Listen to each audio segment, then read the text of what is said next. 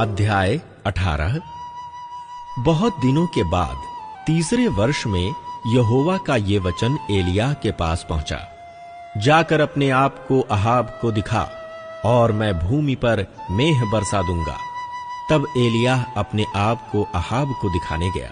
उस समय शोम्रोन में अकाल भारी था। अहाब ने ओबद्याह को, जो उसके घराने का दीवान था, बुलवाया।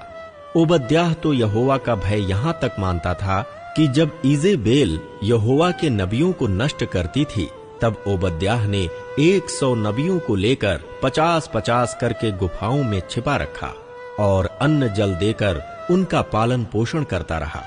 और अहाब ने ओबद्याह से कहा, देश में जल के सब सोतों और सब नदियों के पास जा, कदाचित इतनी घास मिले कि हम घोड़ों और खच्चरों को जीवित बचा सकें और हमारे सब पशु न मर जाएं। अतः उन्होंने आपस में देश बांटा कि उसमें होकर चले। एक ओर अहाब और दूसरी ओर ओबद्याह चला। ओबद्याह मार्ग में था कि एलिय्याह उसको मिला। उसे पहचान कर वो मुंह के बल गिरा और कहा, हे मेरे प्रभु एलिय्याह, क्या तू है? उसने कहा, हाँ, मैं ही हूं। जाकर अपने स्वामी से कह, एलिय्याह यहां है। उसने कहा, मैंने ऐसा क्या पाप किया है कि तू मुझे मरवा डालने के लिए अहाब के हाथ करना चाहता है? तेरे परमेश्वर यहोवा के जीवन की शपथ, कोई ऐसी जात या राज्य नहीं जिसमें मेरे स्वामी ने तुझे ढूंढने को ना भेजा हो। और जब उन लोगों ने कहा, वो यहां नहीं है, तब उसने उस राज्य या जाति को इसकी शपथ खिलाई कि एलिय्याह नहीं मिला। और अब तू कहता है, जाकर अपने स्वामी से कह कि एलिय्याह यहां है। फिर ज्यों ही मैं तेरे पास से चला जाऊंगा, त्यों ही यहोवा का आत्मा तुझे ना जाने कहां उठा ले जाएगा। अतः जब मैं जाकर अहाब को बताऊंगा और तू उसे ना मिलेगा, तब वो मुझे मार डालेगा। परंतु मैं तेरा दास अपने लड़कपन से यहोवा का भय मानता आया हूं। क्या मेरे प्रभु को ये नहीं बताया गया कि जब इजेबेल यहोवा के नबियों को घात करती थी, तब मैंने क्या किया कि यहोवा के नबियों में से 100 लेकर 50-50 करके गुफाओं में छिपा रखा और उन्हें अन्न जल देकर पालता रहा। फिर अब तू कहता है, जाकर अपने स्वामी से कह कि एलिय्याह मिला है, तब वो मुझे घात करेगा। एलिय्याह ने कहा, सेनाओं का यहोवा जिसके सामने मैं रहता हूं, उसके जीवन की शपथ, आज मैं अपने आप को उसे दिखाऊंगा। तब ओबद्याह अहाब से मिलने गया और उसको बता दिया। अतः अहाब एलिय्याह से मिलने चला। एलिय्याह को देखते ही अहाब ने कहा, हे इस्राएल के सताने वाले, क्या तू ही है? उसने कहा, मैंने इस्राएल को कष्ट नहीं दिया, परंतु तू ही ने और तेरे पिता के घराने ने दिया है, क्योंकि तुम यहोवा की आज्ञाओं को टालकर बाल देवताओं की उपासना करने लगे। अब दूत भेजकर सारे इस्राएल को और बाल के 450 नबियों और अशेरा के 400 नबियों को, जो इजेबेल की मेज पर खाते हैं, मेरे पास कर्मेल पर्वत पर इकट्ठा कर ले। तब अहाब ने सारे इस्राएलियों को बुला भेजा और नबियों को कर्मेल पर्वत पर इकट्ठा किया। और एलिय्याह सब लोगों के पास आकर कहने लगा, तुम कब तक दो विचारों में लटके रहोगे? यदि यहोवा परमेश्वर हो तो उसके पीछे हो लो, और यदि बाल हो तो उसके पीछे हो लो। लोगों ने उसके उत्तर में एक भी बात न कही।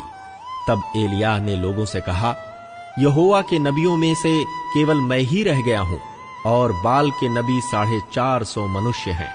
इसलिए 2 बछड़े लाकर हमें दिए जाएं, और वे एक अपने लिए चुनकर उसे टुकड़े टुकड़े काट कर लकड़ी पर रख दें, और कुछ आग न लगाएं।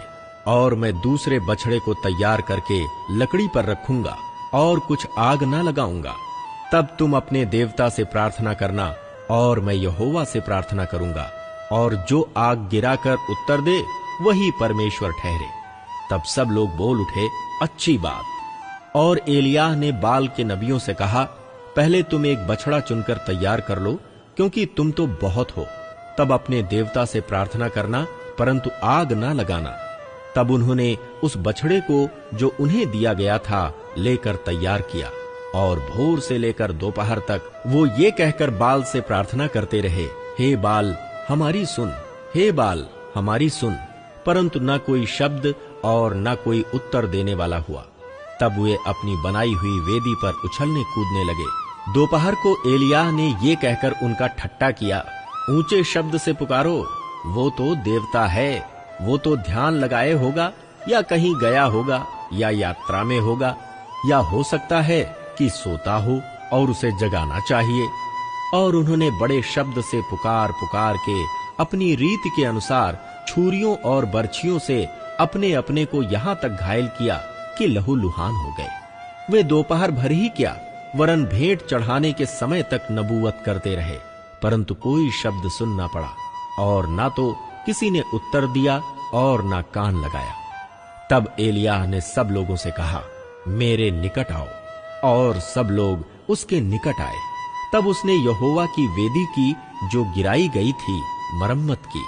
फिर एलिय्याह ने याकूब के पुत्रों की गिनती के अनुसार, जिसके पास यहोवा का ये वचन आया था, तेरा नाम इस्राएल होगा, 12 पत्थर छांटे और उन पत्थरों से यहोवा के नाम की एक वेदी बनाई और उसके चारों ओर इतना बड़ा एक गड्ढा खोद दिया कि उसमें 2 सआ बीज समा सके।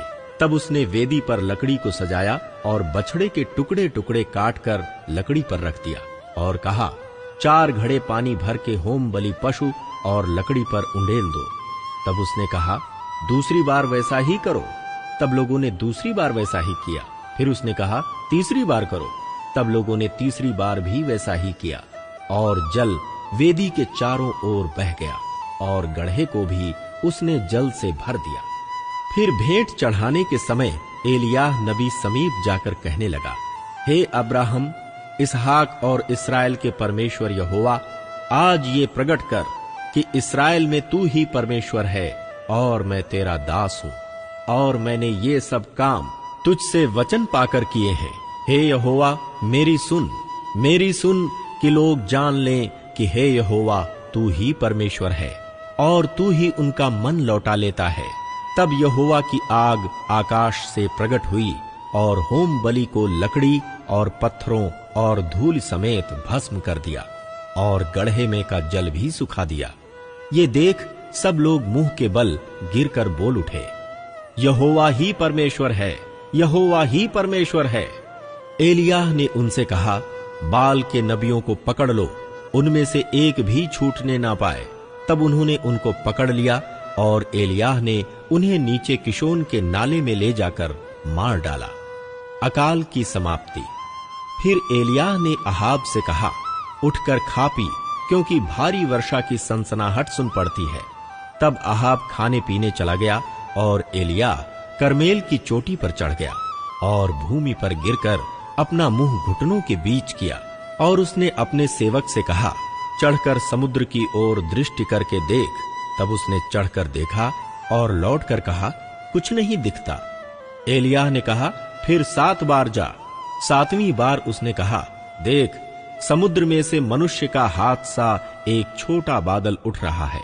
एलिय्याह ने कहा, अहाब के पास जाकर कह, रथ जुतवा कर नीचे जा, कहीं ऐसा ना हो कि तू वर्षा के कारण रुक जाए। थोड़ी ही देर में आकाश वायु से उड़ाई हुई घटाओं और आंधी से काला हो गया और भारी वर्षा होने लगी और अहाब सवार होकर इज्रेल को चला। तब यहोवा की शक्ति एलिय्याह पर ऐसी हुई कि वो कमर बांधकर अहाब के आगे आगे इज्रेल तक दौड़ता चला गया।